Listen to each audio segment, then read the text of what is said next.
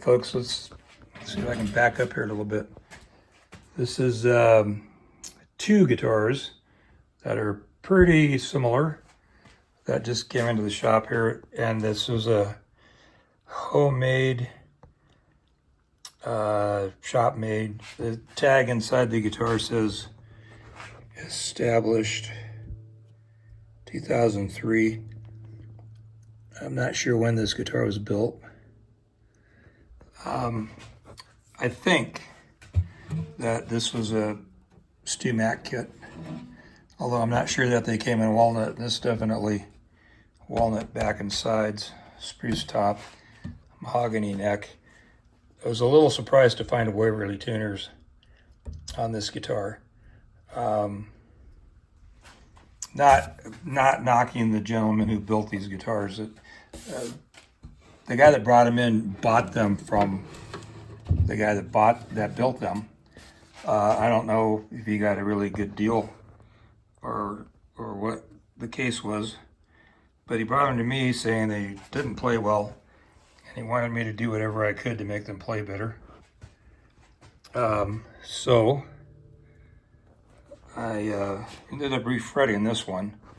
The saddle on this guitar was about twice as high as it is now. This saddle may not look it, but it's still a little high. I'll show you in relation to the pins, maybe just a little high. The neck, when you straight edge the neck, it comes probably a good 3/16, maybe a quarter above the bridge, or it did. I started to level the frets and ended up, there were a lot of loose frets, so I just pulled them all and refretted it. The saddle that was in this guitar, well, just fell through the strings. The saddle that was in this guitar was a wedge.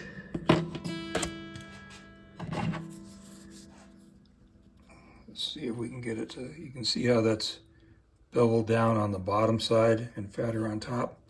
And it was, this saddle that I put in is extremely tight, but because it's so tall, it's being pulled forward a bit. The surprising thing is the intonation is nearly perfect. I'm going to say as perfect as one could expect without doing any sort of rework on the top of the bridge or saddle. This saddle was laying way over in the slot. The bridge apparently is in the right place on this guitar. So when I pulled the frets out, I was able, with the rod as tight as it could possibly be under string tension, I still had way too much relief in the neck. So since I needed to bring the string height down the saddle to get more off the saddle, I just basically sanded up to the center of the neck and flattened the neck out that way. So I took a bit of material off the end of the neck here, although it's not so thin that it's a problem. And then also at the nut end, I ended up taking a little bit out of here. Now this nut, I recut. It looked something like this. There was enough nut blank left in this guitar that I was able to actually take a dramatic amount of material off the top and then reslot all these. And then even after that, and then actually fitting it back in the guitar and reslotting it more, I took even more off of the top of this thing.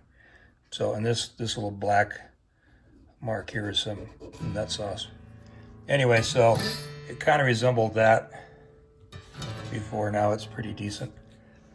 So lubed up the tuners. They're Waverlys. They're pretty tight to turn, and I think that may be because the holes and the screws don't line up just perfectly, so there may be a little extra tension there.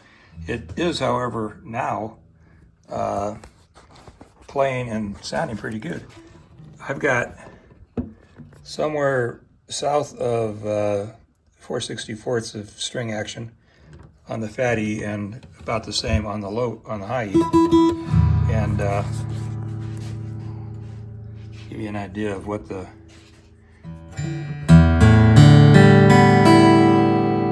sounds good. have, I'm using my phone. I don't have my, I couldn't find any of my drives, my little flash drives that go in my GoPro. So I'm using the phone instead. And anyway, sounds pretty good. The neck on this thing is super, super thick. I did another one that somebody had made a while back. I don't know if I did any video on that or not. And it was super, super thick, super wide. I don't think that guy had actually even taken any meat off the neck that came in the kit. Just rounded the corners off, or it might have already been somewhat carved in the kit, not sure.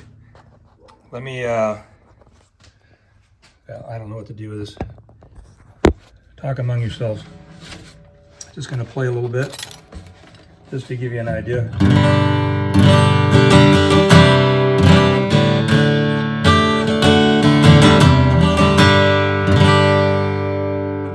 And then just to show it intonates well,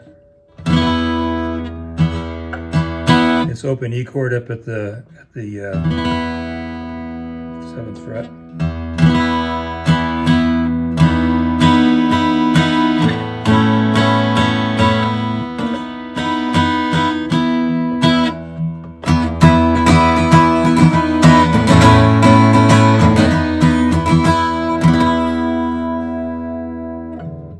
Anyway, I think it sounds really good.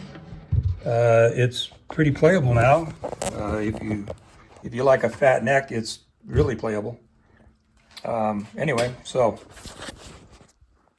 sorry about that. I'm not used to holding a phone while I do these. So walnut,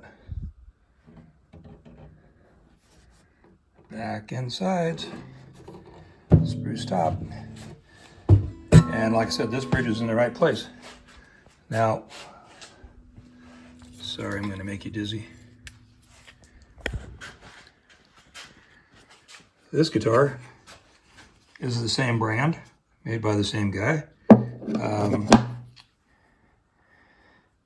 So, I'm waiting for a couple of the wire foam cutters to show up to try and get this neck out of here. This one definitely needs a reset. Not a ton of reset, but enough that I'm going to go ahead and do it. But it's a bolt-in. So, the other guitar, by the way, did not have the truss rod hole access it. He had to go underneath this brace and go in. This has a two-piece back, as you can see with the braces there. And it is rosewood.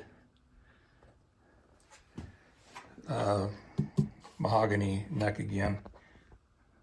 Looks like a rosewood cap there. The other one's got a rosewood cap on it too. So anyway, I had to replace 4 of the dots on the other one.